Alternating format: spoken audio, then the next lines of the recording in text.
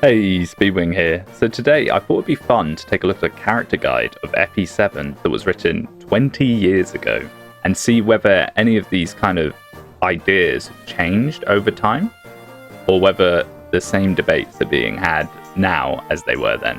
So what we're going to do is we're not going to look at every character, but we're just going to have like a little peek at some of the kind of characters that are most likely to be controversial. So we're going to start with Lyn.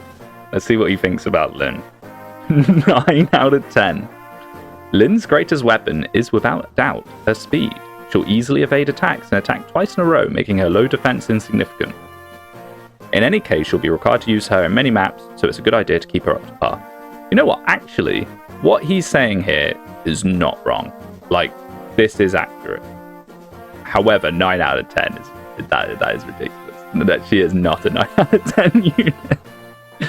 So, if he loves Lyn, let's see what he thinks about Marcus. I feel like Marcus is a pretty good litmus test for seeing people, how they actually like their characters, you know.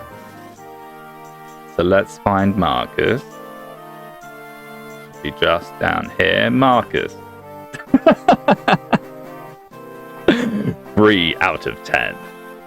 You might be tempted to use him up front because he starts out strong. He'll defeat enemies right and left in the early chapters, but he also usurps all the experience that should be going to other characters, always an XP thief, that will ultimately become much more stronger than Marcus. You may want to include him in battle in case of emergency, but try not to use him much.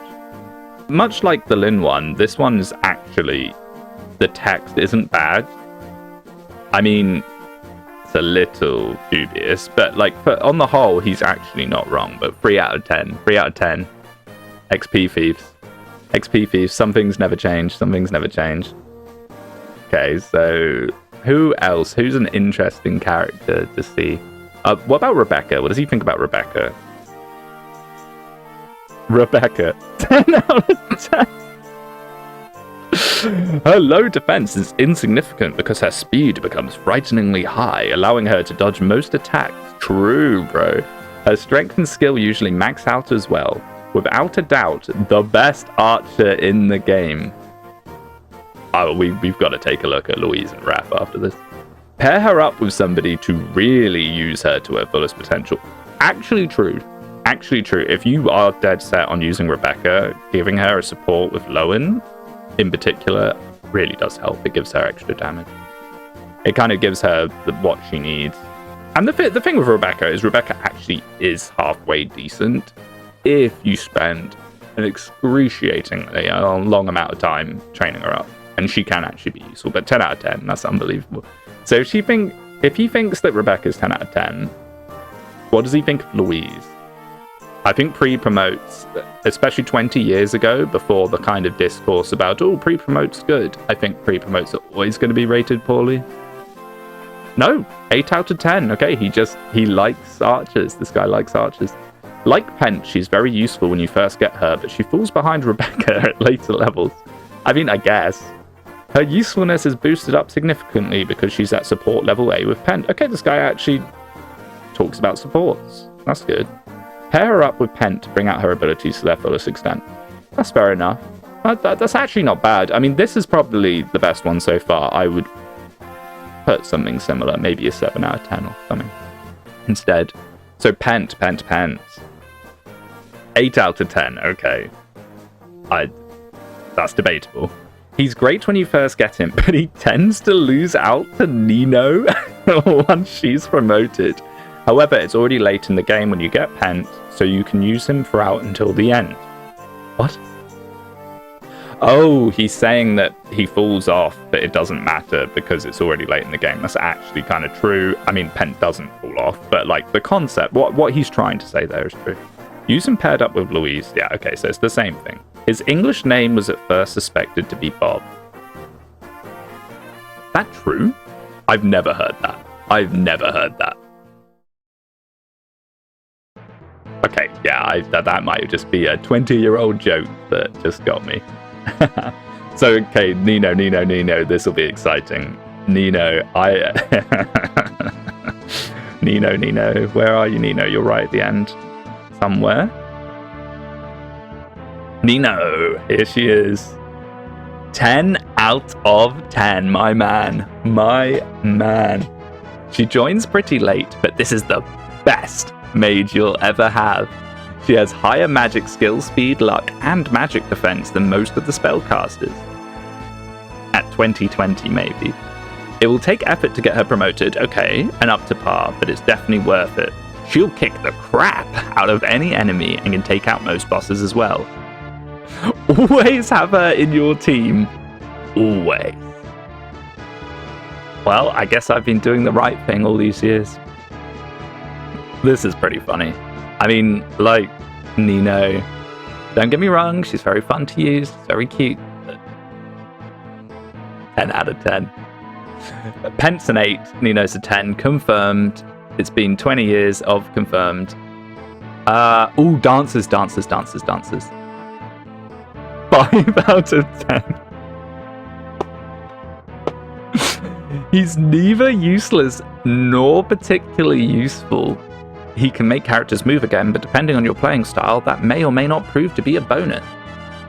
Oh, right, yeah, because if this guy's an archer enjoyer, I bet what he does is he just plonks down someone and fires archers over them. So I guess dancers aren't that useful. If you do decide to use him, watch out over him because he's very frail and get killed in a single hit. True. Also, if you want the hidden map in Hector Route Chapter 19, you'll have to have Nils be over level 7 in the Lin route. The most ridiculous Gaiden ever. Why did they do this? Why? I mean, he doesn't even complain about it. He just says it matter of fact. But that is the most ridiculous. You basically have to sit and grind Nils in Lin mode. If you don't play Lin mode, you can't do it. Unbelievable. Oh, Wallace. Yeah, Armor-Knights. 8 out of 10. Unfortunately, he's basically forced to be promoted before reaching level 20. Not true, unless you play on normal mode. In the normal Lin route, you're required to promote him in the hard. Okay, so he actually does that. He'll get killed too easily if you don't promote him. That's kind of true. He's a very good character, his stats are decent, and he rarely takes damage from physical attacks, so he'll do a great job as a wall. Yeah, so I think what this guy did 20 years ago, might be different now, is just plonk down Armor-Knights and fire archers over them. No need to dance for your archers so they can hit again. No. Don't be ridiculous. And that's about it. Oh, we can take a look at Aphos, actually, because Aphos is a very contestable one. Aphos, 8 out of 10. Many say he makes the final battle too easy with his demonic stats and ability to use all types of magic at S level. But no character is perfect. Oh, so he's going to talk about availability, right? Aphos's HP and defense are pretty low, so he'll get killed fairly easily, especially with all the powerful enemies in the last chapter. So have him attack with spells from a distance that doesn't allow enemy retaliation. This is the thing about Aphos. Aphos is one of the most broken characters in the entire series. However, because you only get him for one map, he's actually not good at all. If I was to rate Aphos, I'd rate him quite low. I mean, he's basically there to make sure you can't lose the final chapter. You can't soft lock yourself out of being able to kill the fire dragon. All in all, this actually wasn't as bad as I thought it'd be. This guy, he's an archer enjoyer, a Nino enjoyer. But it's not so bad. I would say that I see a lot of these same opinions still today, 20 years later. Oh, Will. 9 out of 10. A very useful archer. His strength gains are higher than Rebecca, but he loses out in speed, true. I would say that Rebecca is better because she's cute and because I'm biased. Well, there you go. Looks like some things never change.